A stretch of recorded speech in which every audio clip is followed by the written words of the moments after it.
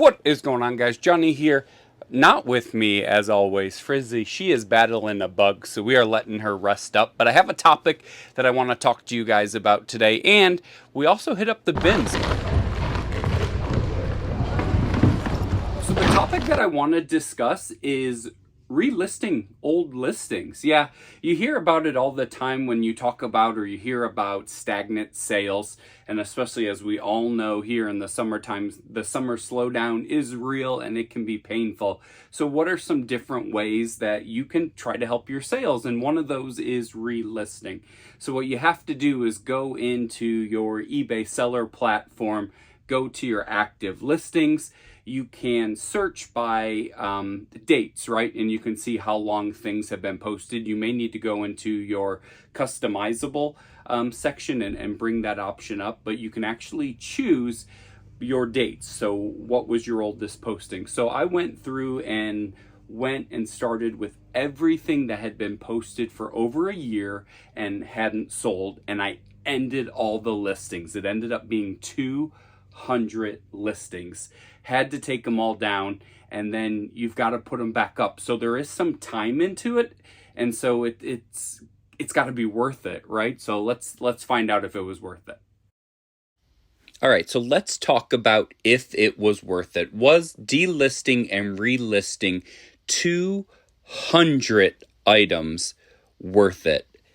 It was a lot of work. Now, I did this on the desktop. I didn't do it on the phone. I just found it was much more user-friendly. It was easier than sitting at a desk and using the computer and the mouse, and that's just my old school style. So when I went in, I did it in batches of 25 because I knew that I was taking down about 200 listings that were more than a year old. And had I taken all 200 down at once, it would have really taken a shot to our inventory, and I didn't know how long it would take me to relist everything. So again, I did it in batches of 25, went end listing, and then went back in one by one and went to sell similar.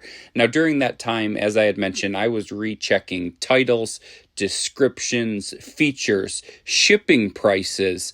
I had some things that shipping was too high. I had some things that I'm glad it didn't sell because shipping was way too low. I had prices that were way too high. And to be honest with you, I had some things where I raised the price because I knew as soon as I had updated this listing that it was going to have a better chance. Some things I just left the same. I turned on offers for some things. I turned off offers. It was just a great opportunity to get a hold of that older listings. And I'll talk a little bit more about some things, and I'll mention this again in the video. But took them all down and then went one by one and hit sell similar and then brought them back up. And I will tell you guys, I did this 2.5 weeks ago, took down 200 items, and we have already sold 21 of those items. So 10% of all my items that had been sitting for over a year have sold in the last 2 weeks. So if you're asking me, I know it's a lot of work. I hate putting more work on people, but it is definitely worth it to delist your items and relist them as sell similar. We have seen the benefits of stuff going out, and I gotta say, it works.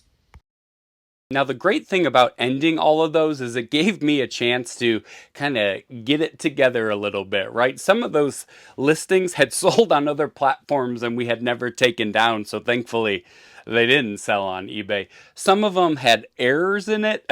Some of them just had terrible titles, terrible pictures. They were in the wrong category. I know for us, we're fairly early in our reselling journey. We started last January, so 2022.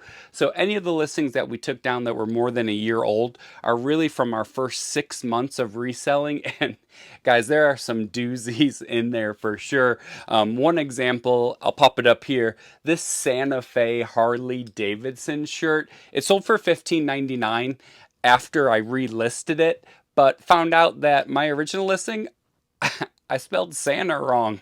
Yeah, I spelled Santa wrong. I had it down to $9.99, would not sell, relisted it, caught my error, and it sold for $15.99. Thanks.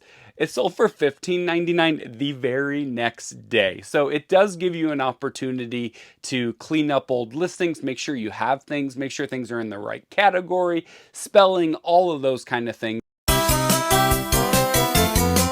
All right, so let's dive into the haul today. We were at the bins this morning for maybe probably about 2 hours. So a little bit longer than we normally stay, but at our Goodwill bins, they have a manager there that whoops that team into shape, and they were just rotating bins so quickly. It was just perfection. So every time we got to go through a bin, there was a new bin coming through. They were on it today. There are some days where we will be there for 2 hours and there'll be one rotation. We were there for 2 hours today. There had to be like 5. They were on it. So shout out to the Goodwill Outlet Bins manager for whipping those boys into shape and giving us an opportunity to find some goodies. And that we did. Nothing extreme. Well, I shouldn't say that. There's a couple things that are pretty cool and pretty fun. So let's take a look. So if you have been following us for a while, then you know that hats is the name of our game, at least the name of my game. That's how we started our Whatnot channel that Frizzy has kind of taken off into more women's clothing. But I do the occasional hat show. You can see the wall behind. It may not have changed for the last couple of videos. We've been slacking, but we'll get back into hat shows. We do Whatnot. If you guys aren't familiar with that, we'll drop a link down in the bottom. But it is a live auction platform where you can get some pretty good steals and deals. And what we do, we sell hats. If you win the auction, you actually get to pick whichever hat you want off the wall. So if you're curious and checking that out, check out our link below. But we're going to add some hats to the collection for the show. Got this military Carolina Panthers. Now we're here in North Carolina, so we get a lot of Panther stuff. Greensboro Grasshopper 47 brand. It's my favorite brand of hat. Those will go in. Check out this, guys. It's like Kermit under the tree, under a mushroom, some hippie kind of stuff. Had to snag that. We've got a brand new with tag, tailor-made, which was really nice. This polo was actually brand new. It still had the cardboard on the inside. This polo Ralph Lauren. We even found a vintage Orlando Magic snapback, probably like 15, 20 bucks for that one. And then just a bunch of other fillers. Some San Francisco Giant fan gave up their fandom apparently because we got a bunch of Giants hats in the bins today too. Those will go into our Whatnot auction. So love getting hats. We pay $1.69 a pound, so hats are like 50 cents. We'll say on average $5 a piece, so that'll give us our 34 bucks back that we paid at the bins.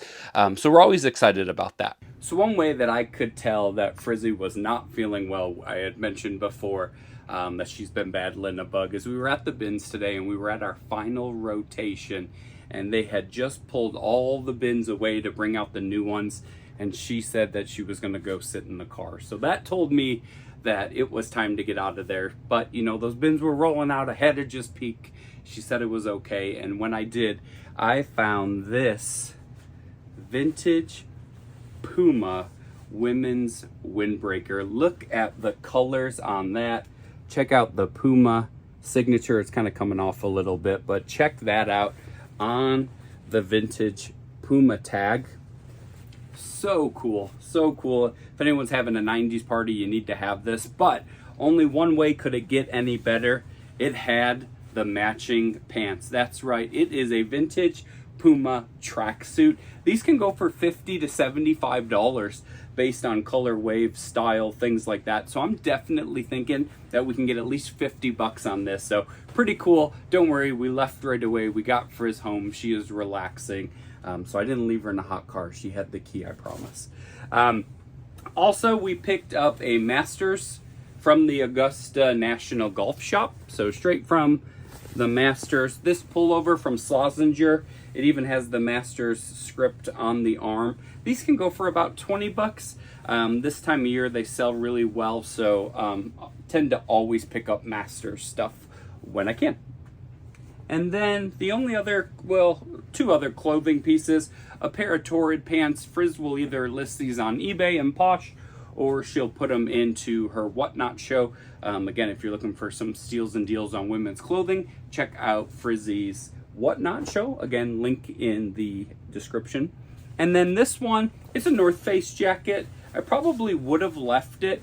These can go for like 30, 35. It's got a good rain shell to it. I was actually going to ask my mom if my dad wanted it. He's lost some weight and needs some clothes that fit. So a nice North Face jacket. Hopefully going to pop. Right, and then I got two items where one is definitely a bolo. The other one is just cool old vintage dead stock. So we're going to start with that one. But check out this Epcot Center bag from Walt Disney World. It has even got some patina. You could tell it's supposed to be gray and it's kind of been bronze. But double-sided Epcot. It's still, guys, it still had the tag on it. This is from 1982. It is older than me. Doesn't seem these days like there are many things that are older than me, but there are. And this bag is one of them from Epcot. Really, actually high quality. They wanted $6 back in 1982. I feel like that was a lot for a bag. But dead stock, there is one listed on eBay for $55. I don't think it's going to go for, excuse me, for anything like that. But I would say 20, 25 bucks for sure. There's got to be a Disney fan out there that will like that. And then also, here's your bolo alert. Masters flagpoles. These would be for what you would see like on the golf course on the flag. This is a 2013 embroidered flag. We've sold one of these before. It depends on the year, right? The year impacts the value because it depends on who won it, right? We found one from when Tiger Woods won, and those go for like 150. This one here wasn't Tiger Woods. I forgot who it was, but they go for about $75. And I was watching people in the bins just throw it around, and I was trying to get to it and trying to get to it. Finally, I got to it and snagged it. But Masters flags, if you ever see them out in the thrift stores or at garage sales or anything, they can be worth money. And to be honest with you, the two I found were both still in the bag. So if you can find them in the bags, collector's items. Right, let's talk about the shoe portion of the program. We used to buy shoes all the time. When we first started reselling, we bought so many shoes. We would fill bins and bins and bins. And they actually sold really well. And then we just had too many. Some were dry rotting. We've learned a lot over the last year and a half, but we've really slowed down on shoes. But we always look. And one of the mistakes we always make is Allbirds. I don't know about you guys. Drop below in the comments. Do you sell Allbirds? Have you ever sold Allbirds? This is probably the third or fourth pair that we have found out in the wild. And this is probably the third or fourth pair that is sitting in our inventory. We have yet to sell a pair. Frizzy thinks because they're wool, they'll sell in the winter, but they weren't selling in the winter either. But we'll see. Let us know what you think about Allbirds. They're really nice, cute shoes, but they don't really move.